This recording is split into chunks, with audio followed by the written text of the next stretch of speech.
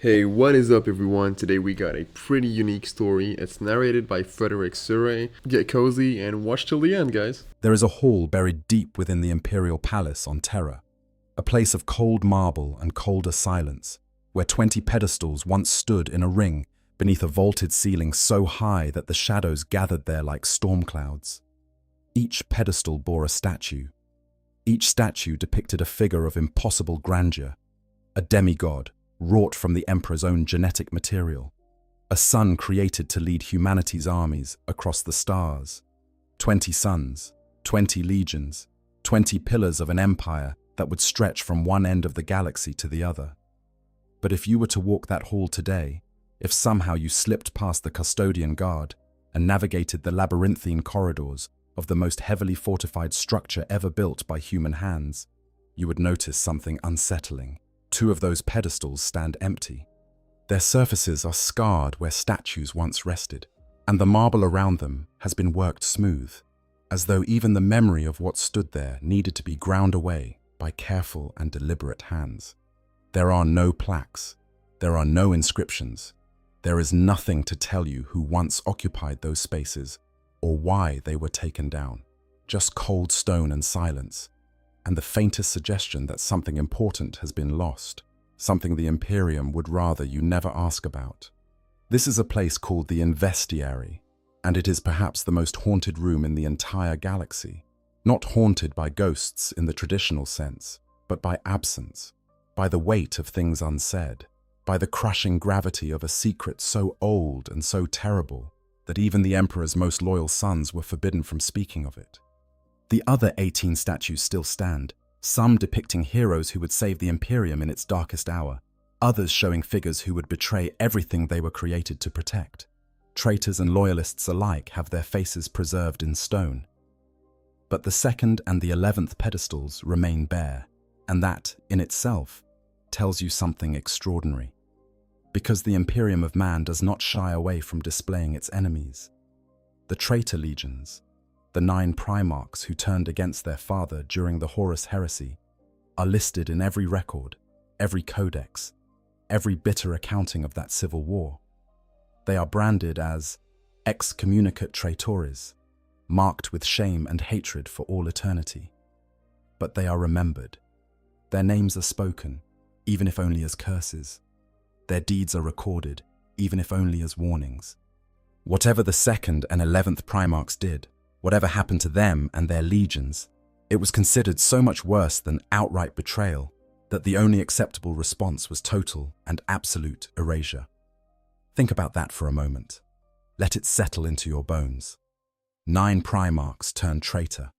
9 sons of the Emperor sold their souls to the ruinous powers, led their legions in a galaxy-spanning civil war, and murdered billions upon billions of innocent people. And the Imperium still remembers them, still writes their names in its histories. But 2 others, the 2nd and the 11th, did something, or had something done to them, or became something that was apparently worse than all of that, worse than cosmic betrayal, worse than demonic corruption, worse than the murder of a brother Primarch and the near destruction of everything humanity had built. Welcome to the greatest mystery in all of Warhammer 40,000. Welcome to the story of the lost Primarchs.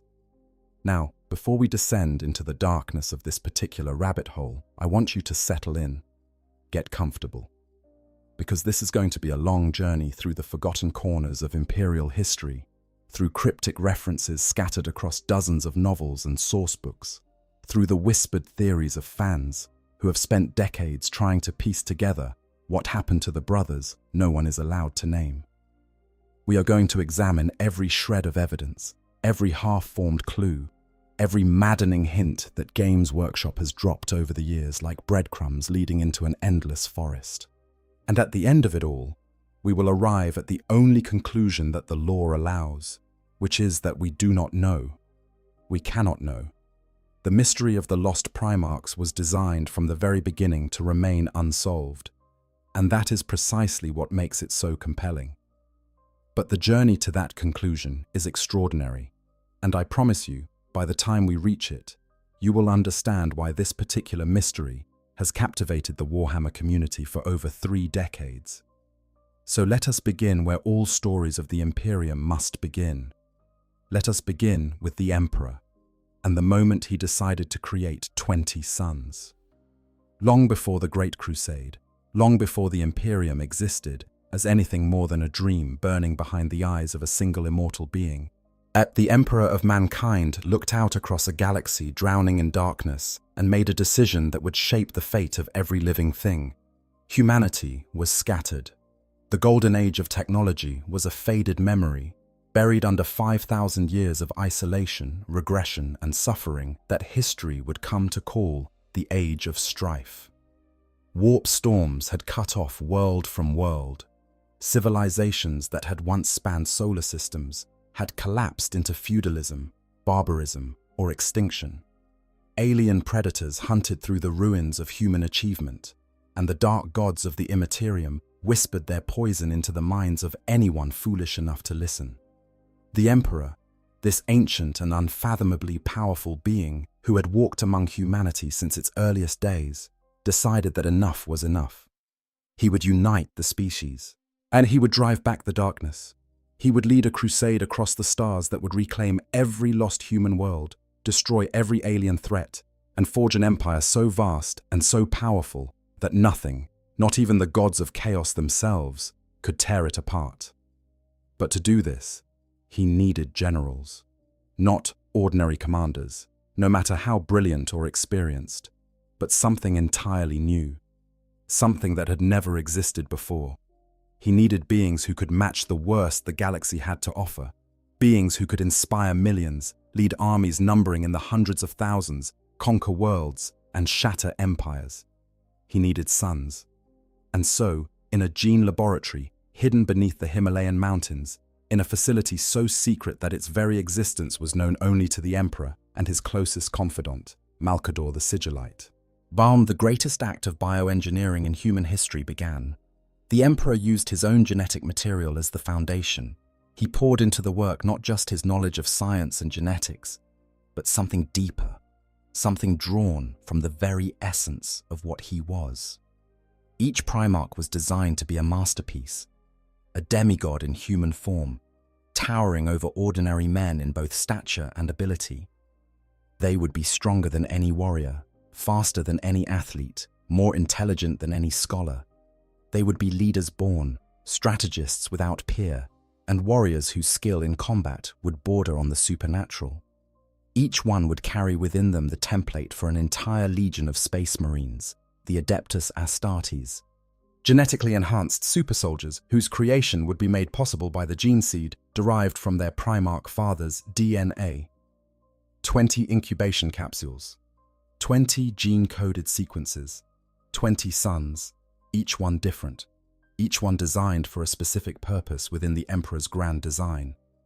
Some would be conquerors, born to smash through enemy lines and claim worlds through sheer force of arms.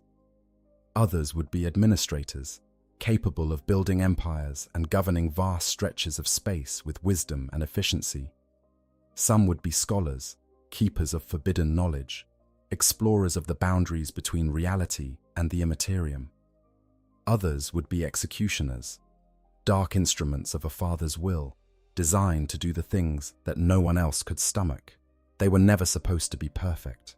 The Emperor understood that perfection was not merely impossible, but undesirable. Each Primarch would carry flaws, personality traits, and predispositions that reflected the duality of human nature. Lemon Russ would be savage, yet loyal. Magnus the Red would be brilliant, yet arrogant. Sanguinius would be angelic, yet cursed. Conrad Kersey would be just yet monstrous. These flaws were not accidents. They were features, carefully calibrated imperfections that the Emperor believed he could manage and direct toward productive ends. Whether this was wisdom or hubris is a question that the Horus Heresy would answer with 10,000 years of bloodshed. But all 20 were created. All 20 capsules hummed with life in the depths of that hidden laboratory. And then something happened that the Emperor, for all his power and foresight, had not predicted. The Chaos Gods, those ancient and malevolent intelligences that dwelt within the Immaterium, reached through the barriers of reality and seized the incubation capsules. With a single act of cosmic spite, they tore the unborn Primarchs from their father's grasp and scattered them across the galaxy, like seeds thrown into a hurricane. The capsules drifted through the warp for years, perhaps decades, perhaps centuries, before finally coming to rest on human-inhabited worlds spread across the breadth of the Milky Way. Each infant Primarch was found by the people of whatever world they landed on. Each was raised in isolation from their brothers, shaped by the culture and circumstances of their adopted homeworld, growing at supernatural rates into beings of extraordinary power. This much we know about all 20. While this much the records agree upon, 20 sons were created, 20 were scattered. And over the course of the Great Crusade, the Emperor's vast military campaign to reunite humanity under a single banner, each Primarch was found, reunited with his father, and given command of the Space Marine Legion that had been created from their own genetic template. The first son was Horus Lupercal, who would become the War Master and ultimately the Imperium's greatest traitor. The second was Lemon Russ, the Wolf King, savage lord of Fenris and the Emperor's executioner, and so on, down through the list of names that any fan of this universe knows by heart. Lion L. Johnson, Fulgrim, Jagatai Khan, Rogel Dawn, Rabut Gilliman, Sanguinius, Ferrus Manus, Vulcan, Corvus Corax, Alfarius Omegon, Conrad Cursor, Mortarion, Magnus the Red, Angron, or Lorgar, Aurelian, Perturabo. 18 names, 18 Primarchs whose stories, whether heroic or tragic, are told in exhaustive detail across hundreds of novels, codices, and campaign books. But what about the other two? What about the sons numbered 2nd and 11th? What about the Primarchs whose names were scraped from every record, whose statues were torn from their pedestals, whose very existence was turned into the most forbidden topic in the entire Imperium? That is what we are here to explore. And to do it properly, we need to understand the context in which these two mysterious figures existed. The era of the Great Crusade, that golden age of expansion and conquest that preceded the Horus Heresy and all the darkness that followed. The Great Crusade began at the dawn of the 31st millennium. It was the most ambitious military campaign in the history of any species in the galaxy, a systematic effort to bring every human-inhabited world under the rule of the newly formed Imperium of Man.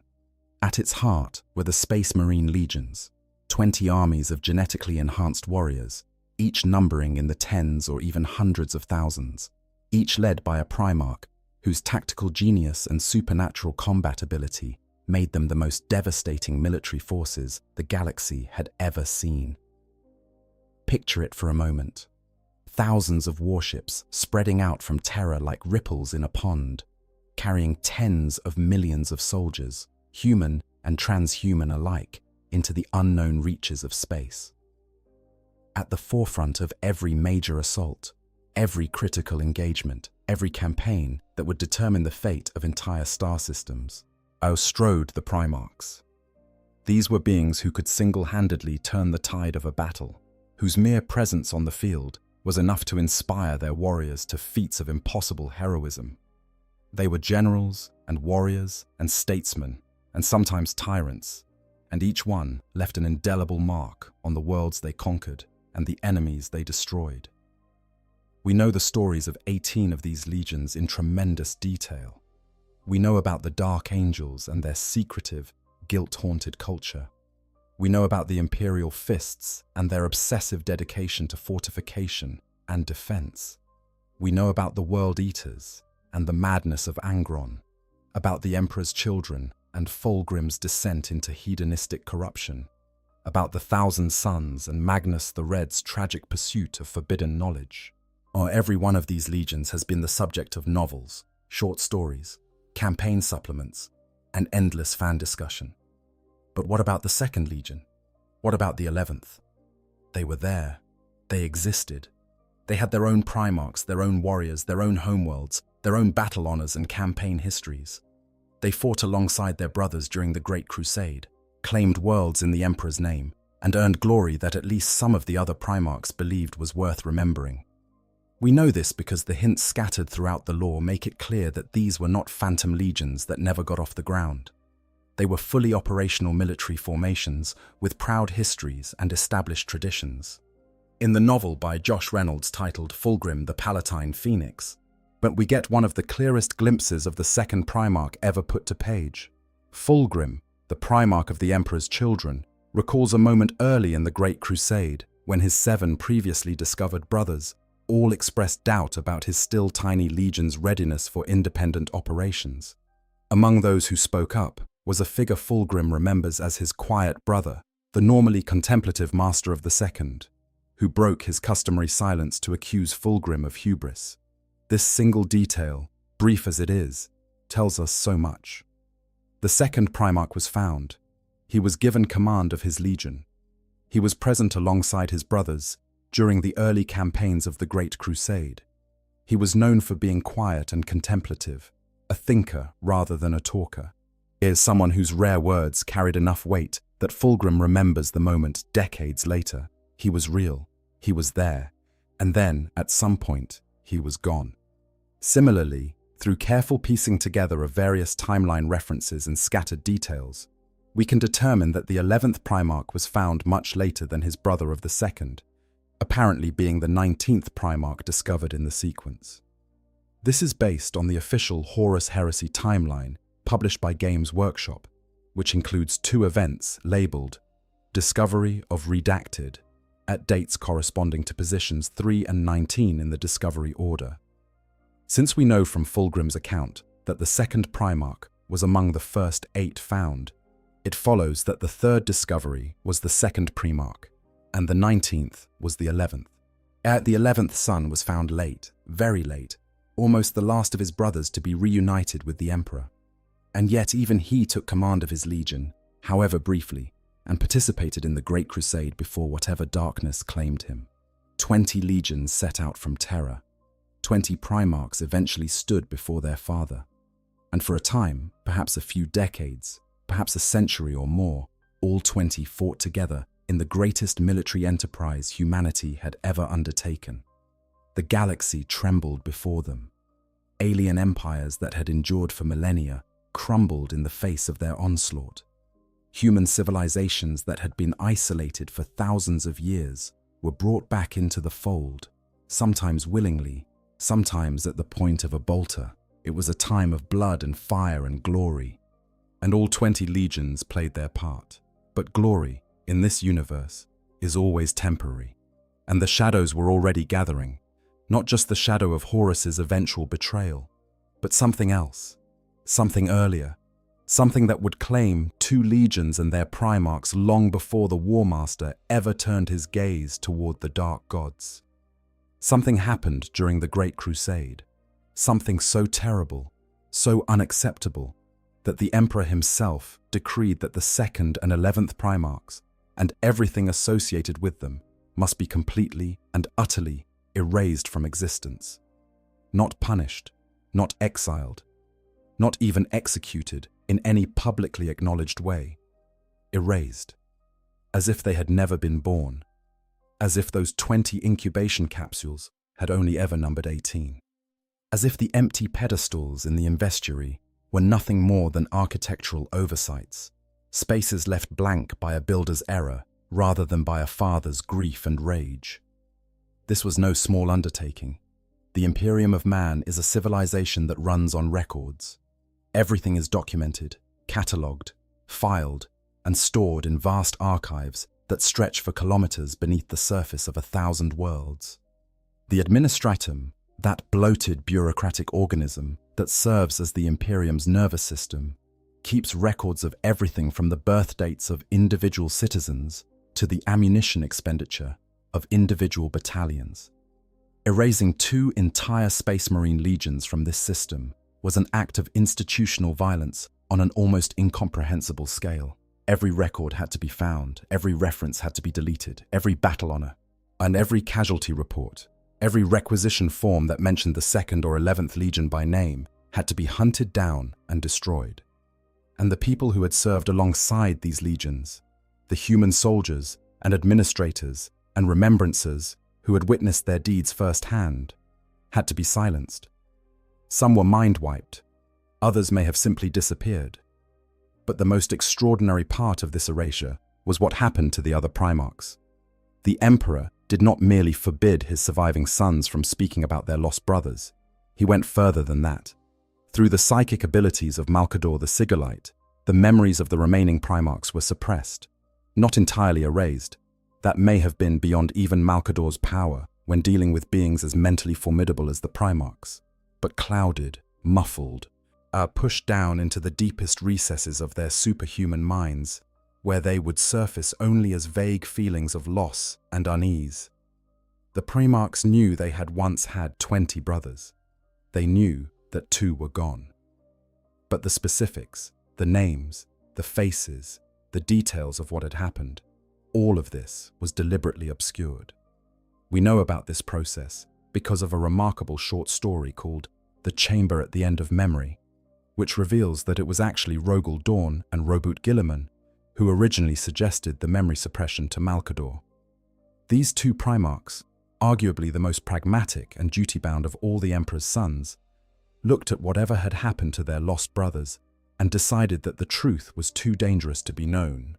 They asked Malcador to suppress the memories of all the surviving Primarchs, when including their own, and to redistribute the Space Marines of the Lost Legions into other formations rather than executing them. The warriors were innocent, Dawn and Guilliman argued. They should not be punished for the sins of their gene fathers, and so it was done. The memories were buried, the records were destroyed. The Space Marines of the 2nd and 11th Legions were mind-wiped and quietly absorbed into other formations, most likely the Ultramarines and the Imperial Fists, which would explain the sudden and otherwise inexplicable surge in Ultramarine numbers during the mid-Great Crusade period. The names of 2 Primarchs became the most forbidden words in the entire Imperium, and on 2 empty pedestals in a hall deep within the Imperial Palace, the ghosts of sons disowned stood guard over a secret that has endured for over 10,000 years. But secrets, especially secrets this big, have a way of leaving traces. Fragments. Shadows on the wall that hint at the shape of what was hidden. And over the decades, through novels and codices and campaign supplements, Games Workshop and the authors of Black Library have scattered hundreds of these fragments throughout the lore, each one adding another piece to a puzzle that was deliberately designed to never be completed. Let us now examine those fragments, starting with everything we know, or think we know, about the 2nd Primarch, the one they call the Forgotten. Of the 2 lost Primarchs, the one who commanded the 2nd Legion is the figure about whom we arguably know the most, which is to say we still know almost nothing. But the scraps we have paint a picture that is at least partially visible if you squint hard enough and tilt your head at the right angle. Let us gather those scraps together and see what shape emerges from the shadows. The first thing we can say, with reasonable confidence, is that the 2nd Primarch was among the earliest of his brothers to be found by the Emperor. According to the official Horus Heresy timeline, the discovery events labelled as redacted correspond to the 3rd and 19th positions in the Primarch rediscovery sequence.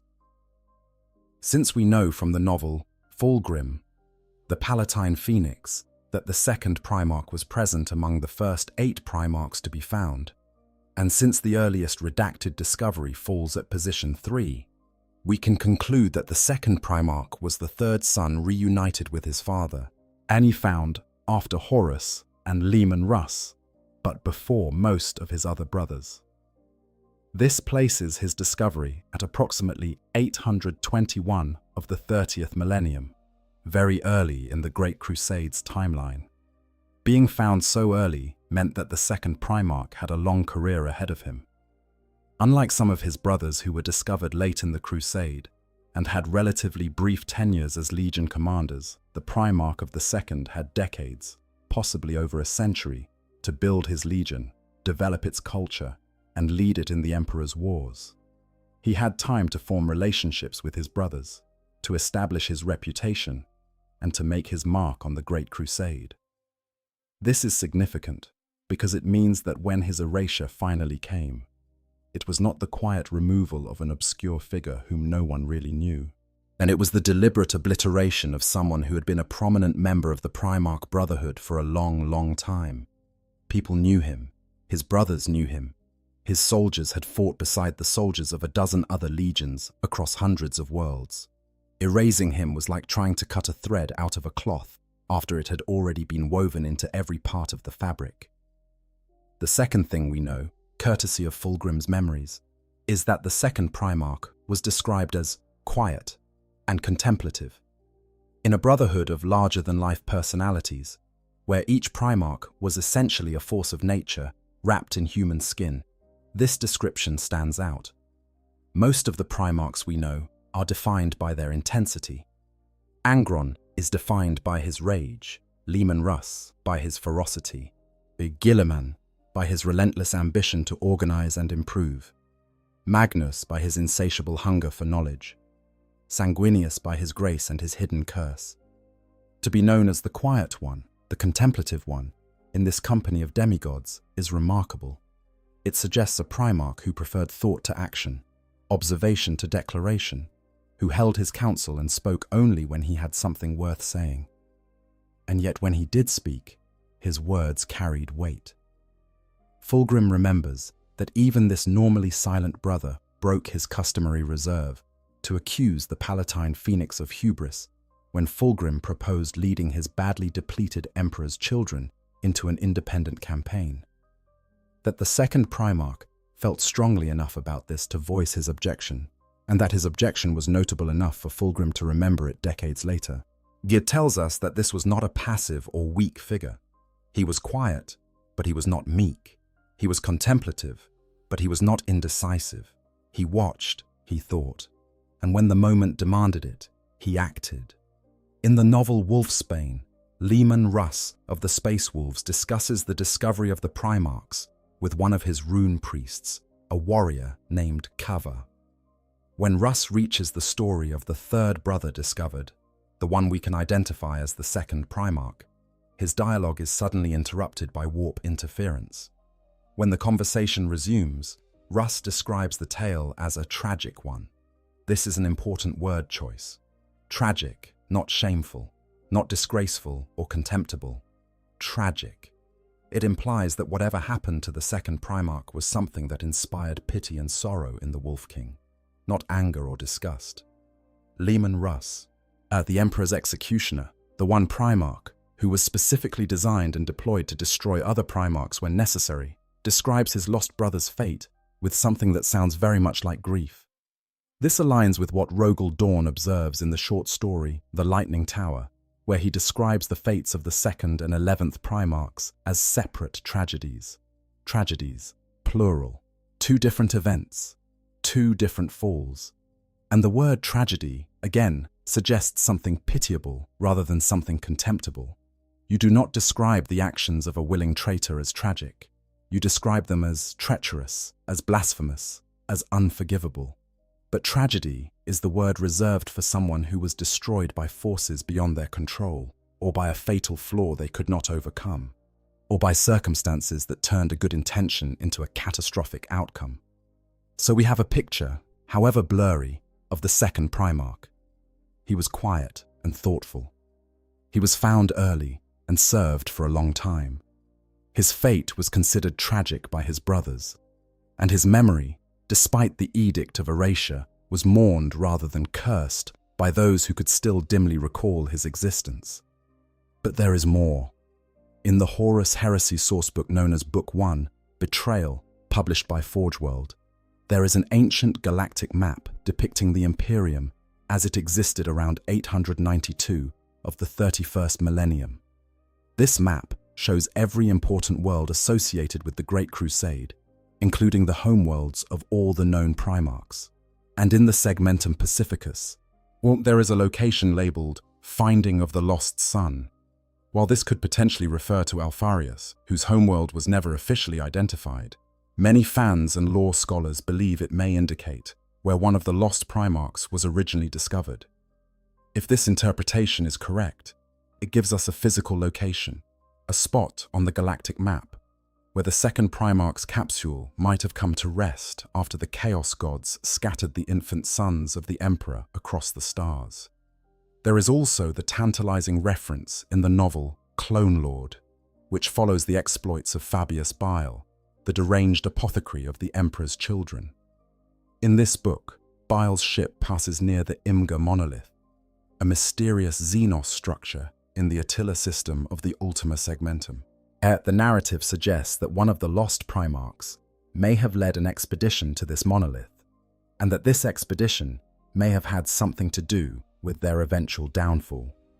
If this hint connects to the second Primarch, it raises the fascinating possibility that his quiet and contemplative nature led him to investigate something he should have left alone, a forbidden mystery at the edge of known space that ultimately destroyed him. It would be a fate eerily similar to that of Magnus the Red, who was also brought down by his pursuit of knowledge he was warned against seeking. The difference, perhaps, is that Magnus's fall was public and dramatic, while the second Primarch's was quiet and hidden, much like the man himself. We also know, from the short story The Chamber at the End of Memory, that the second Primarch's legion was not destroyed alongside him. Rogal Dorn and Rabut Guilliman argued successfully that the ordinary space marines of the lost legions should be spared, mind-wiped, and absorbed into other formations. This act of mercy, if you can call it that, means that the genetic legacy of the second Primarch lived on in a sense. His sons, stripped of their memories and identities, continued to serve the Emperor under different banners, never knowing who their true gene-father was or why they had been taken from their original legion. Some of them may have gone to the Ultramarines, which would partially explain the massive and otherwise unexplained surge in that legion's numbers during the middle period of the Great Crusade. And others may have been distributed among the Imperial Fists, or even other legions. Centuries after the Horus heresy, Fabius Bile, ever the mad scientist, managed to create clones of all 20 Primarchs, including the second. These clones were imperfect copies, lacking the true power and soul of the originals. But the very fact that Bile could create a clone of the second Primarch tells us that genetic records of his creation survived somewhere, hidden away in some vault or laboratory that even the Emperor's edict of obliteration could not reach. Now, I want to take a quick second here to just share my own take on all of this, because I think it matters. Out of every mystery in 40k, and there are a lot of them, the Lost Primarchs hit different for me. I genuinely believe Games Workshop made the right call calling this one sealed. Every time I sit down and research this topic, I end up going down a new rabbit hole, finding some line in a novel I missed before, connecting dots I hadn't connected, and honestly that feeling, that pull of not knowing, is what got me hooked on this hobby in the first place. The day they reveal when these two were is the day the magic dies a little. So yeah, personally I am team never reveal them, let the mystery breathe, let us keep arguing about it in the comments. That is half the fun of being in this community. But yeah, with that being said, let's get back to the video. All of these clones were eventually destroyed during the Battle of Harmony by the nascent Black Legion. But the fact that they existed at all is a reminder that nothing in the Imperium is ever truly erased. Somewhere, when in the deepest archives of Mars, or in the forbidden collections of some rogue tech priest, the genetic blueprint of the forgotten still endures. And then there is the moment in the Horus heresy novel, Dark Imperium, written by Guy Haley, where the resurrected Rabut Guilliman speaks candidly about his family history. I was one of 20, he says. 2 failed. Half the rest turned on my father. The word failed is carefully chosen. Guilliman does not say they betrayed. He does not say they rebelled or fell to chaos. He says they failed. This is the language of disappointment, not of anger. It suggests that whatever happened to the 2nd and 11th Primarchs, at least in Guilliman's understanding, was not an act of deliberate treachery, but something closer to an inability to fulfill the purpose for which they were created. They were given a task, a role in the Emperor's grand design, and for whatever reason, they could not accomplish it. They failed. Malcador the Sigillite, in the novel Wolfsbane, echoes this sentiment when he tells Leman Russ that the lost Primarchs were disappointments, using the same register of language, the same tone of sorrowful regret, rather than righteous condemnation. So many of the others have been disappointments, he says. First, those we do not name, then Horus, and the rest. Notice the ordering here. Malcador lists the lost Primarchs before Horus and the other traitors, suggesting that their failure came first chronologically, but also that they are grouped separately from the traitors. They are not traitors, they are something else. Something that Malcador considers equally regrettable, but categorically different from the 9 who would eventually side with Chaos. What does all of this add up to? We have a quiet, contemplative Primarch who was found early and served for a long time. His fate was tragic, not shameful. He failed rather than betrayed. His memory was mourned by his brothers. His legion was spared and redistributed. And there are hints, slender as spider silk, that his downfall may have been connected to the investigation of something alien and dangerous at the fringes of the galaxy. It is not much, but in the context of the deliberately engineered mystery that surrounds these two figures, it is more than many fans realize they have. The Forgotten is not a complete blank. He is a shadow on the wall, and if you look at that shadow long enough, you can almost make out the shape of the man who cast it. Now let us turn our attention to the other empty pedestal, the one numbered 11, and see what we can learn about the Primarch known only as the Purged. If the second Primarch is characterized by what little we can infer about his personality, the quiet contemplative who met a tragic end, then the 11th Primarch is defined almost entirely by the nature of his disappearance. Where the Forgotten seems to have been a figure who inspired sorrow, the Purged seems to have been something more alarming. A problem that had to be dealt with, a threat that had to be neutralized. And the manner of that neutralization left scars on the Imperium that have never fully healed. The first and most important thing we know about the 11th Primarch is that he was found very late in the Great Crusade's timeline.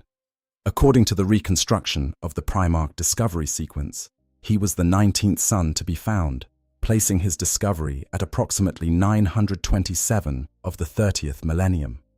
This is extraordinarily late. By this point, the Great Crusade had been underway for well over a century. Most of the other Primarchs had been fighting at the head of their legions for decades.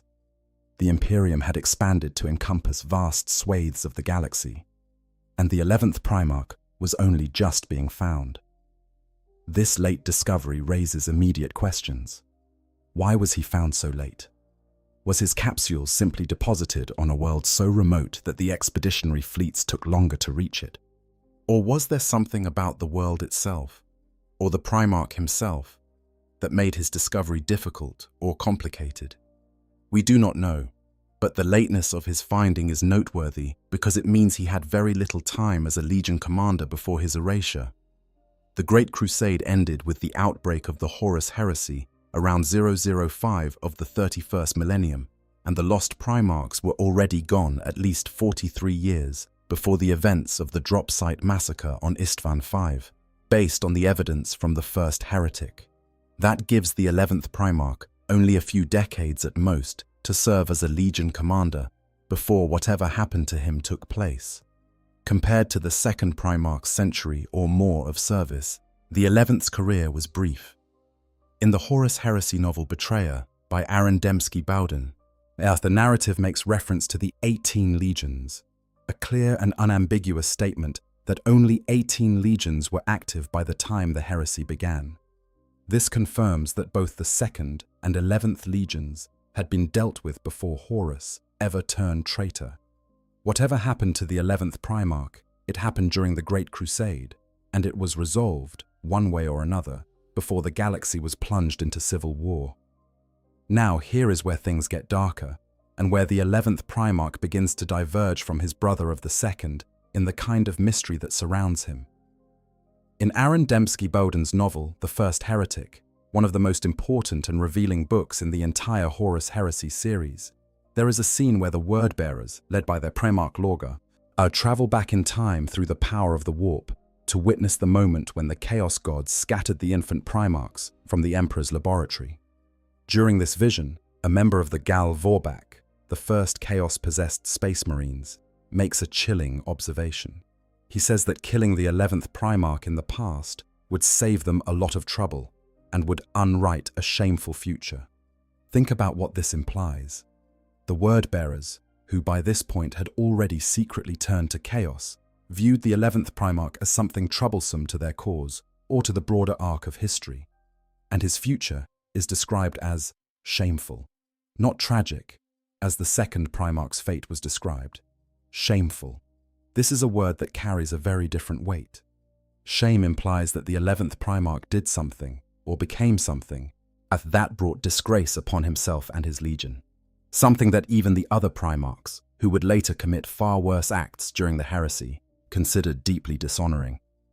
There is also the reference in Horus's vision during the novel False Gods, where he witnesses the 20 incubation capsules in the Emperor's laboratory. During this chaos-induced vision, Horus sees the capsules of the Primarchs, who would eventually turn traitor, being marked by the dark gods, selected for corruption. But only the capsules of the 9 known traitors, plus the lion, whose potential for corruption was apparently noted, are marked. The capsules of the 2nd and 11th Primarchs are not touched by chaos in this vision.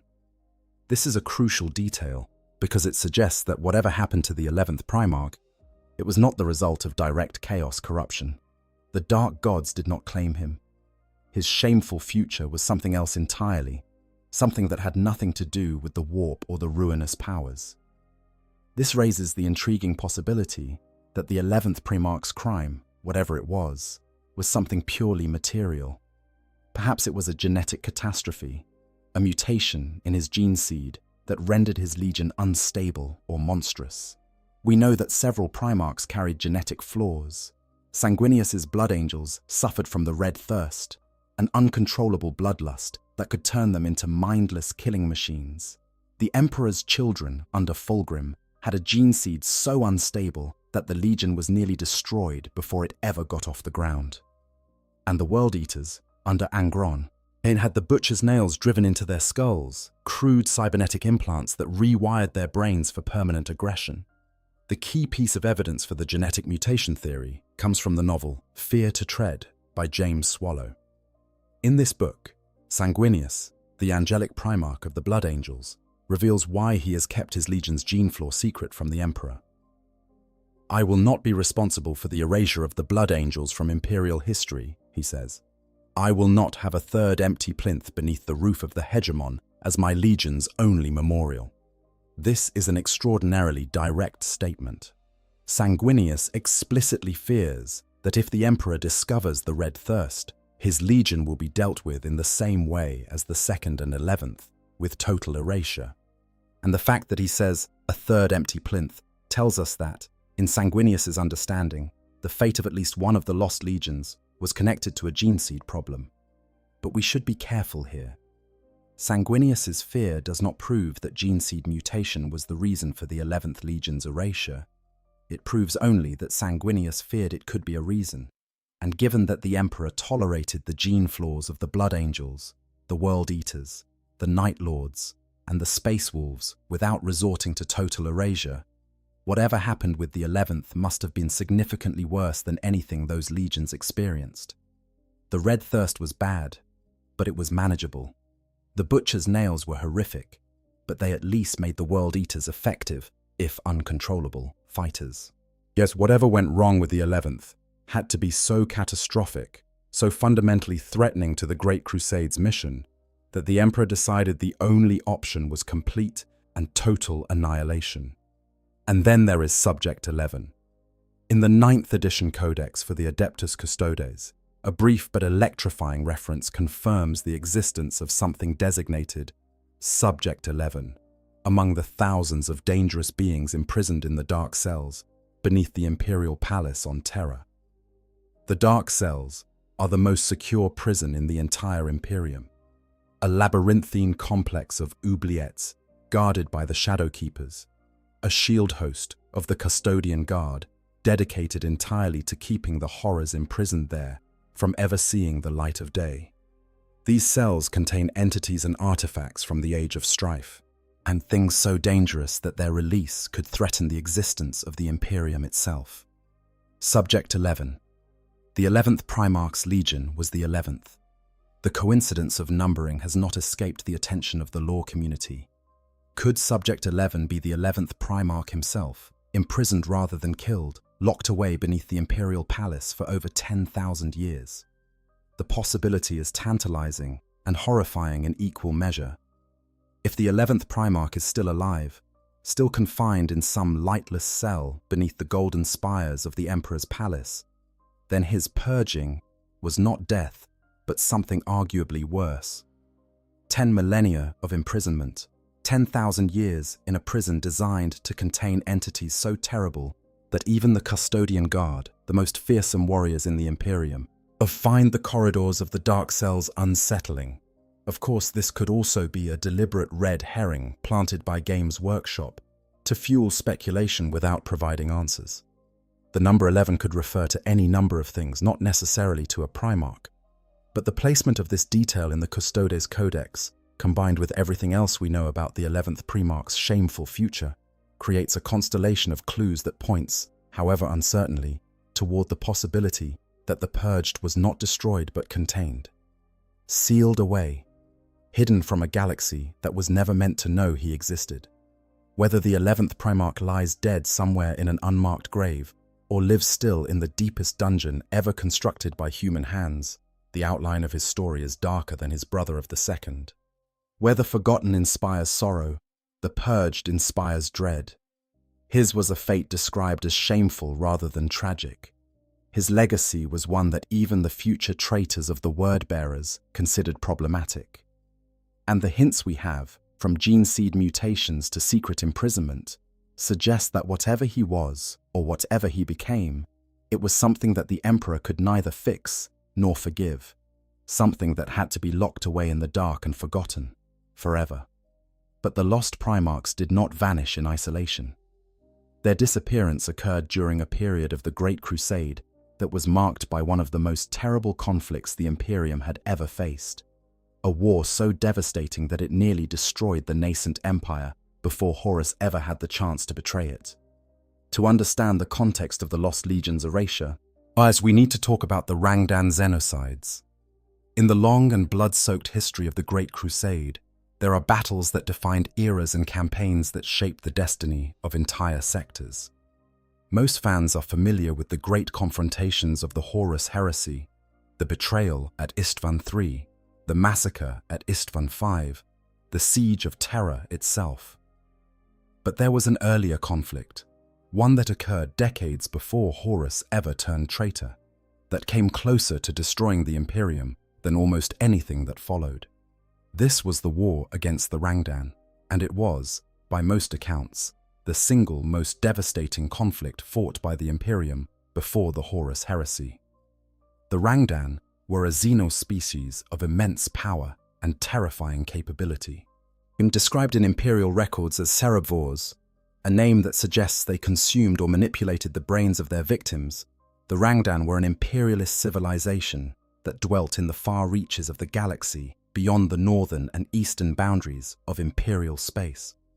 When the expanding fleets of the Great Crusade pushed into their territory in the late 860 highs of the 30th millennium, they responded not with negotiation, but with overwhelming force, launching an invasion that threatened to consume the entire northern Imperium. The scale of the Rangdan Wars, known collectively as the Rangdan Xenocides, is almost beyond comprehension. Whole expeditionary fleets were destroyed without a single survivor. Entire worlds were laid waste. Dozens of Titan legions, those colossal war machines that stride across battlefields like iron gods, all were obliterated. The Rangdan possessed technology that rivaled or exceeded Imperial capabilities in certain areas, including electromagnetic weaponry dubbed shadow blasters that could atomize their targets and irradiate entire ship crews, and massive war moons that carried enough firepower to match an entire Imperial fleet. They also employed vast armies of enslaved species and, most chillingly, seemed to possess the ability to control or corrupt the minds of their enemies, bending human populations to their will through some form of neural domination. The Imperium threw everything it had at the Rangdan. At least 9 Space Marine legions were eventually drawn into the conflict, including the Dark Angels under the Lion, the Space Wolves under Leman Russ, the Warhounds, who would later become the World Eaters, the Death Guard, and several others. 3 Primarchs, including the Lion himself, personally led the climactic assault on the Rangdan stronghold, world of Taxil. More than 300,000 Space Marines were deployed in that single engagement. The Emperor himself was forced to intervene, personally breaking the Rangdan defensive structure known as the Labyrinth of Night. It was that kind of war. The kind that requires a god to step onto the battlefield. The casualties were staggering. The Dark Angels, who bore the brunt of the fighting, were reduced from the largest Space Marine legion in the Imperium to a shadow of their former strength. One source suggests they may have lost up to 90% of their forces. The Death Guard were so badly mauled that they had to conduct emergency recruitment drives from non-Barbaran populations just to maintain combat viability. And 2 legions, we are told, were lost to the Imperium during or shortly after the conflict. The 2nd and the 11th. This is where the Rangdan Xenocides become directly relevant to the mystery of the lost Primarchs. A document called the Rangdan Xenocides, a crusade field guide, which was accidentally included in copies of the Imperial Infantryman's uplifting primer in the 41st Millennium, confirms that the 2nd and 11th Legions participated in the Rangdan campaigns alongside the Solar Auxilia, the regular human military forces of the Great Crusade. This is one of the few direct references to the lost legions in any official Imperial document, and its accidental nature suggests that the original erasure was not perfect, that fragments of the truth survived in obscure corners of the Imperium's vast bureaucratic archives. But what happened to the 2nd and 11th Legions during the Rangdan Wars? This is where the trail goes cold, because the records, both in-universe and out, are deliberately vague. We know they were there, we know the conflict was devastating beyond description, and we know that both legions ceased to exist during or shortly after the Xenocides. The most common theory is that something happened during the fighting that compromised one or both legions in some fundamental way. Perhaps the Rangdan's mind control technology infected the 2nd Primarch, turning him against his brothers or driving him to madness. And perhaps the 11th Primarch's gene seed reacted badly to some aspect of the Rangdan's biological weaponry, causing mutations or corruption within his legion that could not be reversed. Perhaps both Primarchs did something during the war that the Emperor considered unforgivable, some tactical decision or moral compromise that crossed a line even in the brutal context of Xenos genocide. There is a particularly haunting line in the novel Mechanicum, where Malcador the Sigillite speaks to Rogel Dawn about the Horus heresy and suggests that a xenoic virus might explain Horus's behavior, adding that it has happened before. This throwaway comment implies that the Imperium has previous experience with alien contamination affecting Primarchs or their legions. If one of the lost Primarchs was indeed compromised by Rangdan mind control technology, then Malcador's reference to a xenoic virus having happened before takes on a deeply ominous meaning. The aftermath of the Rangdan Xenocides reshaped the power dynamics of the Space Marine legions. The Dark Angels lost their position as the largest legion, a title that passed to the Ultramarines. The Space Wolves earned their reputation as the Emperor's Executioners, a title that implies they were called upon to do terrible things during and after the conflict, things that went beyond merely fighting aliens.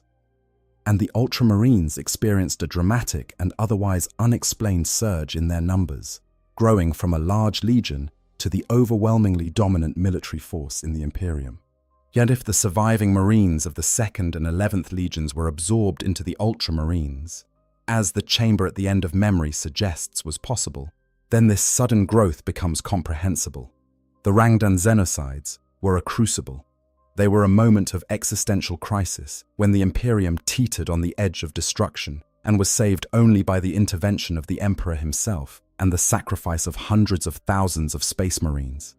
And somewhere in that crucible, in the fire and blood and horror of a war against an enemy that could turn your own mind against you, 2 Primarchs were lost, and 2 legions were erased from history. The connection is too strong to be coincidental. Whatever happened to the forgotten and the purged, the Rangdan Wars were either the cause or the catalyst. At the moment when whatever was wrong with these 2 sons of the Emperor became too obvious, too dangerous, or too catastrophic to be hidden any longer. And so the Emperor acted. He did what he believed he had to do.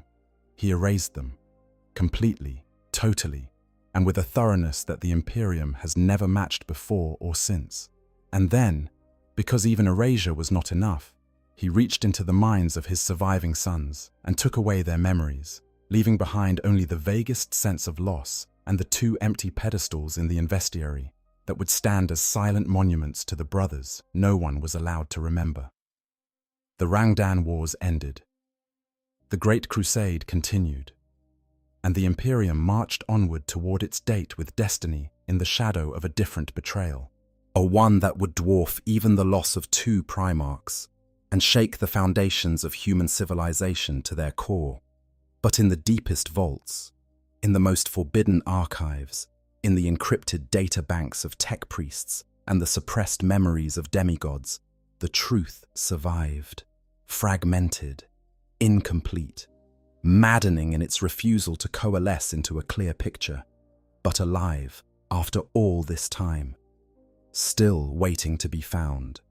Now we need to talk about the process itself, the mechanism by which 2 entire legions and their Primarchs were removed from the collective memory of the Imperium.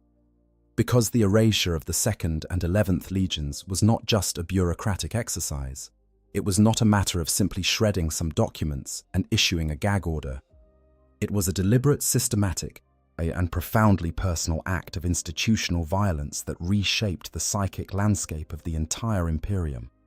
And it was carried out with a ruthlessness that tells us just as much about the Emperor and Malcador as it does about the Primarchs they chose to forget.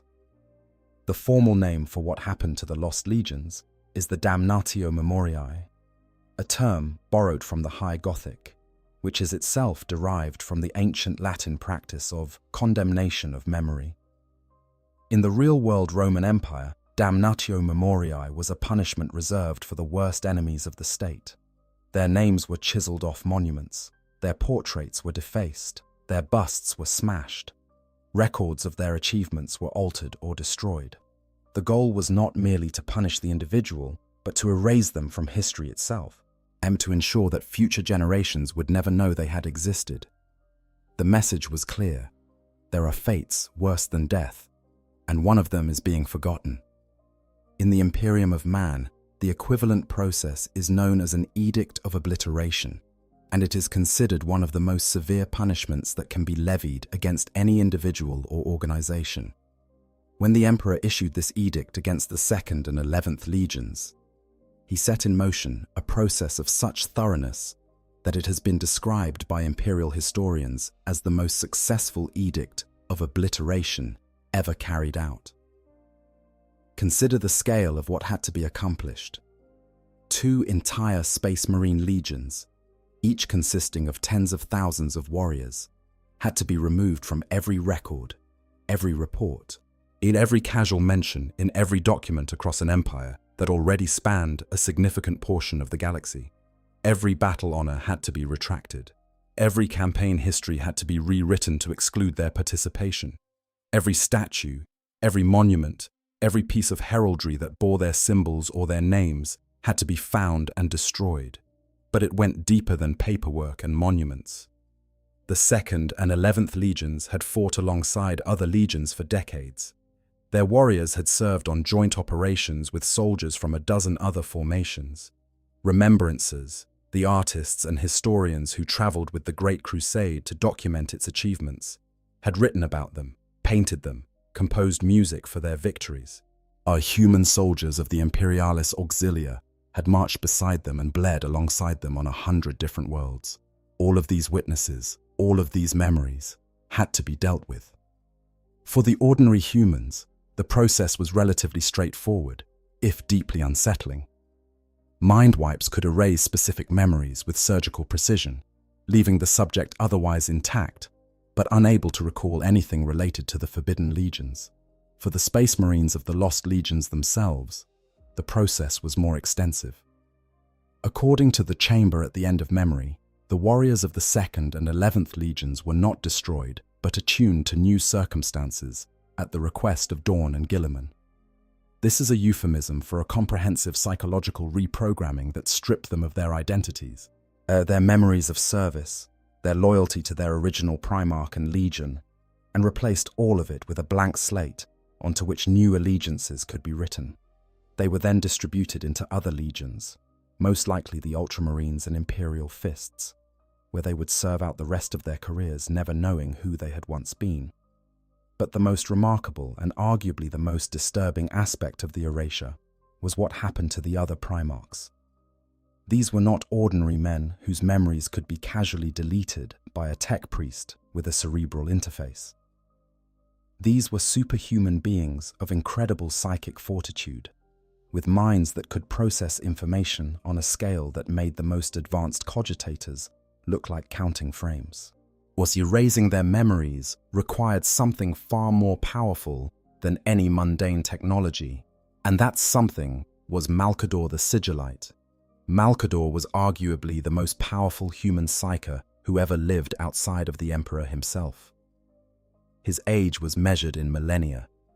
His understanding of the warp and its applications was second only to his masters. And it was Malcador who took on the task of suppressing the Primarchs' memories of their lost brothers.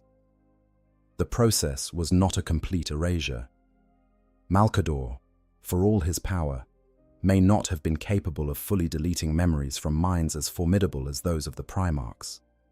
Instead, he created a kind of psychic fog, a barrier that prevented the Primarchs from accessing specific memories related to the 2nd and 11th. They could remember that they once had 20 brothers. Well, they could feel the absence, the vague sense that something was missing, but the details, the names, the faces, the specific events of the erasure, all of this was locked away behind a wall of psychic interference that only Malcador himself could lift. We see the effects of this suppression throughout the Horus Heresy novels. When Primarchs discuss the Lost Legions, they do so in vague, uncertain terms, reaching for memories that slip away like water through fingers. Rogel Dawn knows he once had 2 other brothers. He knows he met them, at least briefly, but he cannot remember their names or faces, and the effort of trying causes him visible discomfort. Vulcan speaks of the grief of losing 2 brothers and of empty pillars in the Investory, but cannot articulate what specifically caused that grief. Even the traitor Primarchs, who might have been expected to use the Lost Legion's fate as propaganda against the Emperor, seem unable or unwilling to discuss the details. The psychic suppression held across loyalist and traitor lines alike. The short story, The Last Council, provides the most dramatic illustration of how fiercely this suppression was enforced. In this story, set in the period after the Lost Legion's erasure, but before the Horus Heresy, Horus Lupercal, Jagatai Khan, and Alfarius Omegon burst into a session of the Council of Terror to confront Malcador about his decision to remove the statue of one of the lost Primarchs from the Investory. Horus is furious. He argues that the lost Primarch earned glory for the Imperium and deserves to be remembered. He accuses Malcador of overstepping his authority, of trying to rewrite history.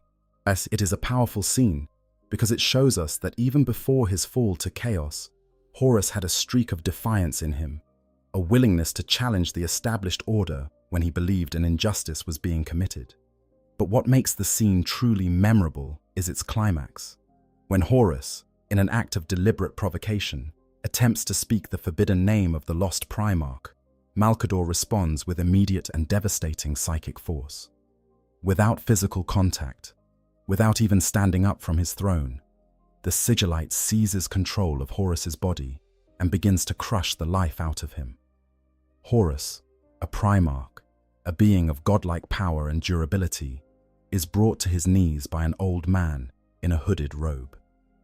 And as Horus chokes, struggling against the invisible force that is closing his windpipe and bursting blood vessels in his eyes, yet he manages to gasp out a fragment of the forbidden name. "Mal," he chokes. Mal. Al. The implications of this moment have been debated endlessly in the fan community. Was Horus trying to say Malcador, perhaps begging the Sigillite to release him? Or was he speaking the actual name of the lost Primarch, a name that begins with Mal and potentially continues as Malal? The latter interpretation is particularly explosive because Malal, in the older Warhammer fantasy lore, was the name of a renegade chaos god, a deity that opposed the other gods and embodied the self-destructive nature of chaos itself. If one of the lost Primarchs was named Malal, and if that name connects to the concept of an anti-chaos entity, the implications for the broader mythology of the setting would be enormous. But Games Workshop has never confirmed this interpretation, and in fact the authors of the Black Library have been careful to maintain ambiguity. The name fragment could mean anything or nothing. It is another breadcrumb on a trail that leads into darkness. What we can say with certainty is that Malcador's reaction to the name was visceral and extreme. The text describes him feeling the old familiar rage beginning to stir when he hears Horus speak those syllables. This is not the calm reaction of a bureaucrat enforcing a policy decision. This is the white-hot emotional response of someone for whom this name carries deeply personal meaning. Malcador does not merely stop Horus from speaking, he nearly kills him. And it is only the intervention of the Khan who pleads with Malcador to show mercy. That prevents the confrontation from escalating further. The Khan's words in this scene are also worth examining. He urges Malcador to release Horus, saying that his brother speaks from grief and the shame we all share. Shame. There is that word again. The Khan speaks of a collective shame that all the Primarchs feel in connection with their lost brothers. This suggests that the surviving Primarchs feel implicated in whatever happened, that they carry guilt about the erasure even if their memories of the specifics have been suppressed. They may not remember the details, but they feel the weight of what was done. They know, on some level, that they cannot fully articulate that they were complicit in the destruction of their own brothers. After this confrontation, Malcador makes his position clear. Now, if you cannot see the reasoning behind this decision, he tells the assembled Primarchs, then you only convince me further that it is the right one. He dismisses Horus and his brothers, telling them that the Imperium needs victories, not arguments about the past. And the statue is removed. The marble is pulverized and used to line the paths of a garden, an act of casual desecration that reduces a monument to a Primarch into literal gravel beneath the feet of courtiers and servants. This scene is one of the most revealing in the entire Horus Heresy series, not because of what it tells us about the lost Primarchs, but because of what it tells us about the culture of secrecy and control that defined the Emperor's Imperium. The erasure of the 2nd and 11th Legions was not just a punishment, it was a demonstration of power. It showed every other Primarch, every Space Marine, every human in the Imperium that no one was beyond the Emperor's reach. No matter how powerful, how accomplished, how beloved, you could be unmade. Your name could be stripped from history. Your face could be ground into dust. Your very memory could be plucked from the minds of your closest brothers. If the Emperor decided you needed to disappear, then you would disappear, and no one would be able to stop it. This is perhaps the deepest and most disturbing lesson of the Lost Primarch's story. It is not just a mystery about two forgotten sons. It is a window into the soul of the Imperium itself, a civilization built on the principle that the truth is whatever the Emperor says it is, and that anyone who challenges that principle, or whether they are a rebellious Primarch or a curious historian, will be silenced. With the broader context of the erasure in mind, let us now conduct a systematic survey of every significant reference to the lost Primarchs that appears in the novels and sourcebooks of the Horus Heresy and broader Warhammer 40,000 fiction. These references are scattered across dozens of publications, often appearing as throwaway lines or subtle implications that are easy to miss if you are not specifically looking for them. But taken together, they form a body of evidence that, while it cannot solve the mystery, can at least illuminate its edges and give us a sense of its shape. We have already discussed some of the most important references, but there are many more. Let us go through them, source by source, and see what each one adds to our understanding. Yet in the novel False Gods by Graham McNeill, the second book in the Horus Heresy series, Horus experiences a chaos-induced vision that takes him back to the Emperor's gene laboratory. During this vision, he witnesses the creation of the Primarchs and the scattering of their capsules by the Chaos Gods. The vision shows 20 capsules, confirming that all 20 Primarchs were created simultaneously. But the vision is filtered through the lens of chaos, and what Horus sees and understands is shaped by the Dark God's agenda. When he looks at the capsules, he sees those that the Chaos Gods have marked for future corruption, the 9 who would become the traitor Primarchs. The capsules of the 2nd and 11th are not marked. They are not targets. Whatever happened to them, Chaos was not directly responsible.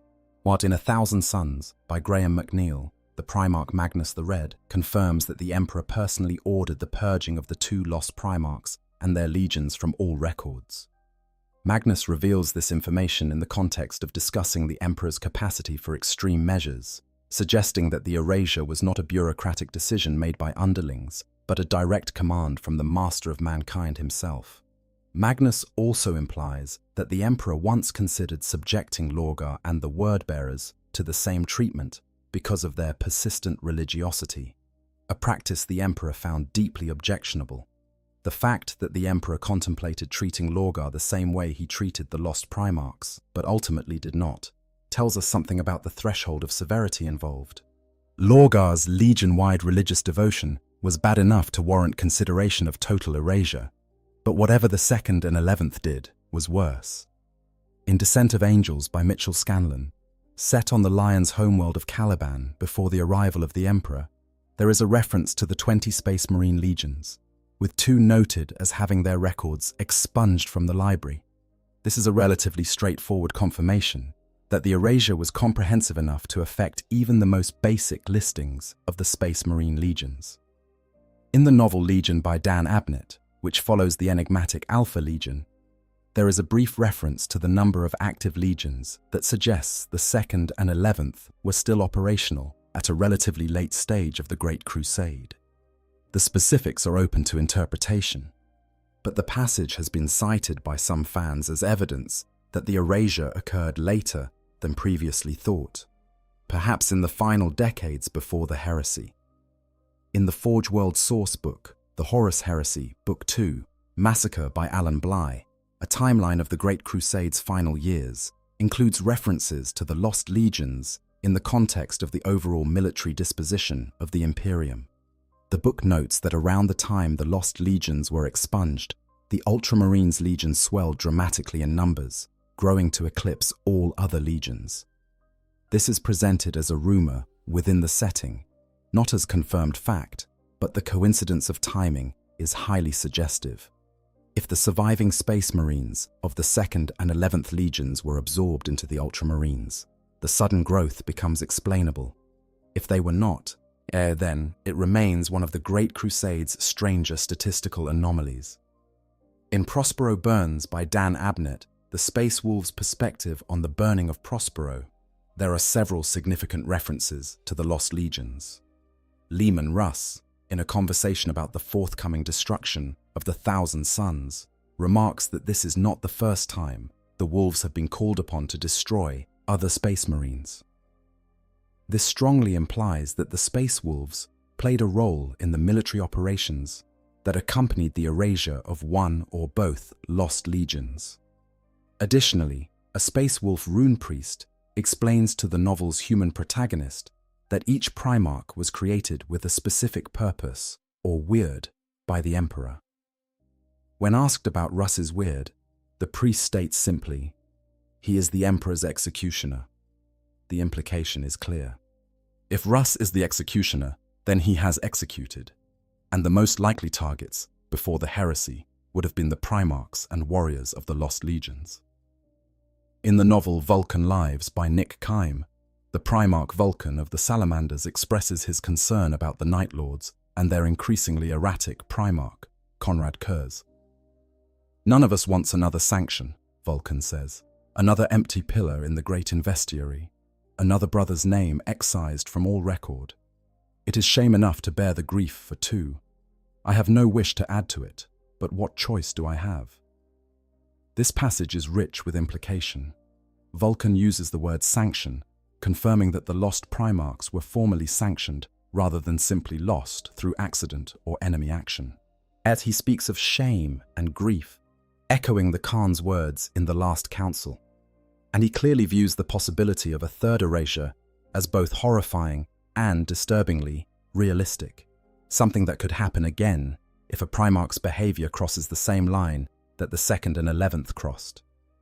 In The Unremembered Empire by Dan Abnett, set during the heresy when Guilliman is building his emergency backup empire in Ultramar, Lion L. Johnson arrives and is greeted by his brother. During their conversation, there are oblique references to the lost Primarchs in the context of the brothers' shared history. Guilliman has built a ceremonial table with places for all his brothers, including empty seats for the 2nd and 11th, which he describes as marked absences that he chooses to honor. This gesture is significant because it shows that even 10,000 years after the erasure, even with his memories suppressed by Malcador's psychic intervention, Guilliman still feels the need to acknowledge the brothers he lost. He cannot remember their names or faces, but he refuses to pretend they never existed. The empty seats are his small act of rebellion against the edict of obliteration, a way of saying, "I remember that you were here, even if I cannot remember who you were." In the novel Scars by Chris Raitt, which follows the White Scars and their Primarch Jagatai Khan during the heresy, there are references to the Lost Legions in the context of the Khan's complex relationship with imperial authority. The Khan, as we saw in the Last Council, was one of the Primarchs who stood with Horus in protesting the erasure. His awareness of what happened, even in its suppressed form, informs his skepticism about the Emperor's methods and contributes to his initially ambiguous stance during the heresy, when for a time it is unclear which side the White Scars will join. In the pre-heresy Primarch series novel Angron, Slave of Nuceria by Ian St. Martin, a former World Eaters Legion master named Lorca, now entombed in a Contemptor dreadnought, warns Angron that the Emperor has purged 2 Primarchs before, along with all the Space Marines who followed them. He suggests that if the World Eaters continue to defy the Emperor's commands, they may share the same fate.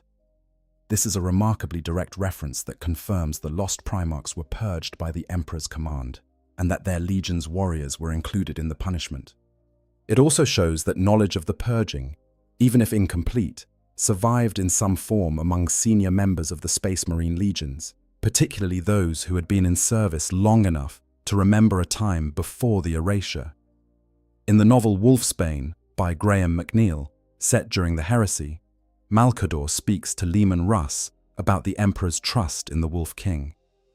"Your purpose is singular," Malcador says, "and he relies on you to perform it. So many of the others have been disappointments, first those we do not name, then Horus and the rest, but not you. He trusts you, Lemon. I need to know I can too." This passage is notable for several reasons. First, Malcador explicitly connects the lost Primarchs to the concept of disappointment, reinforcing the idea that they failed rather than betrayed. Second, he groups them separately from Horus and the other traitors, confirming that their failure was categorically different from the heresy. And third, he emphasizes the Emperor's trust in Russ, implicitly connecting the Wolf King's role as executioner to the fate of the lost Primarchs. The Emperor trusted Russ to do what needed to be done, and Russ, loyal to the end, did it. And finally, in the short story, The Chamber at the End of Memory by Andy Clark, we get the single most important and revealing scene related to the lost Primarchs in all of Horus Heresy fiction.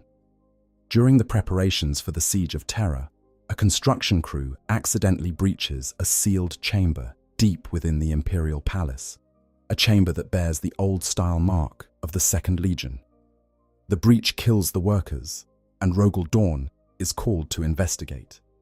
He discovers the door, and standing behind him, silent as a ghost, is Malcador, the Sigillite.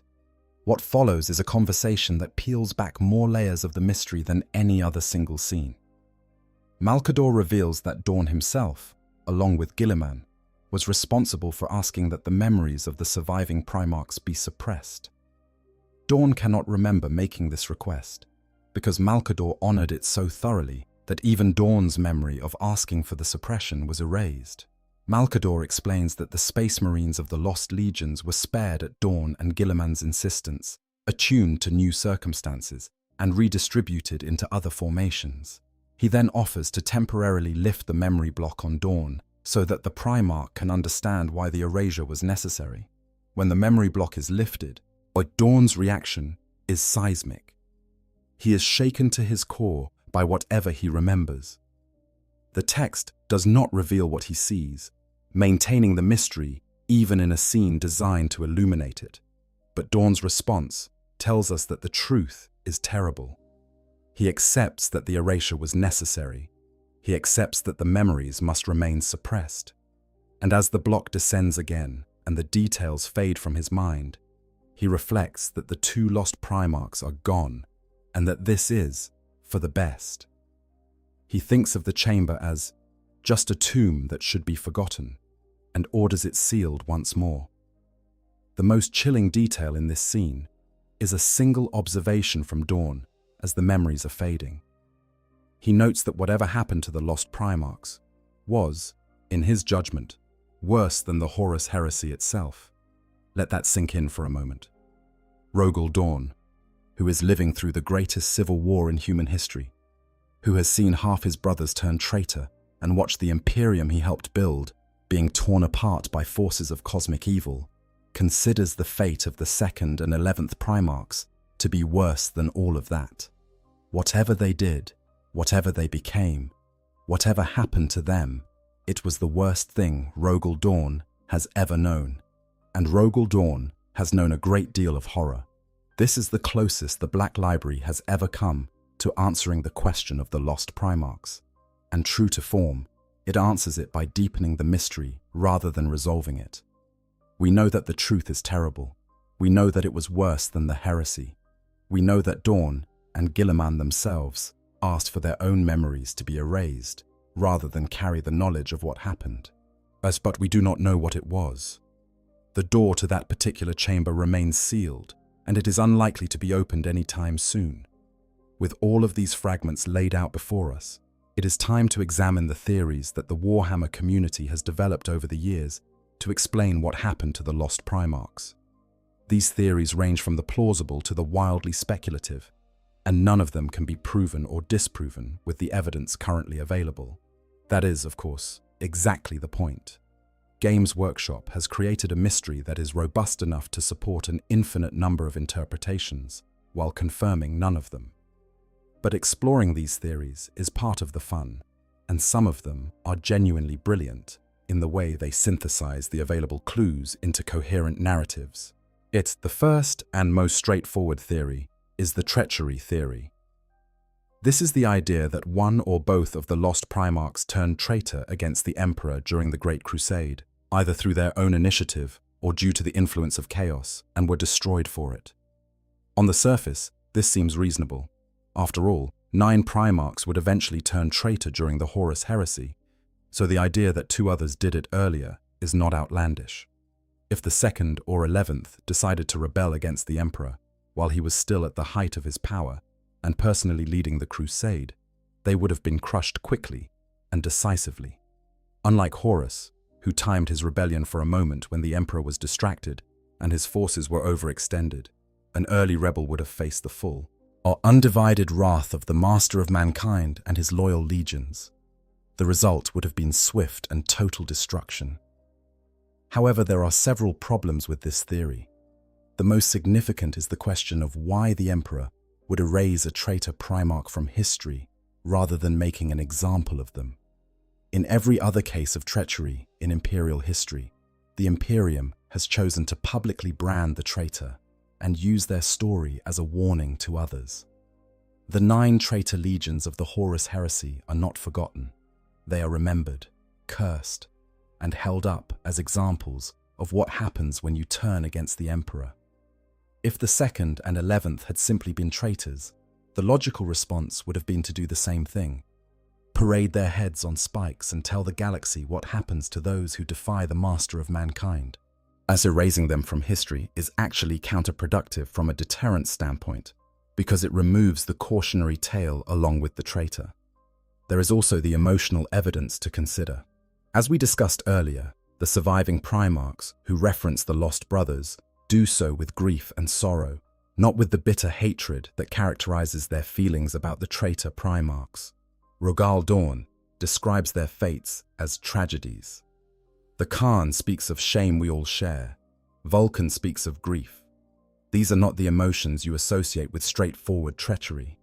When the loyalist Primarchs talk about Horus or Lorga or Fulgrim, there is no grief. There is only cold fury and a determination to see justice done. The lost Primarchs inspire a very different emotional response, or one that suggests their fates were more complicated and more pitiable than simple betrayal.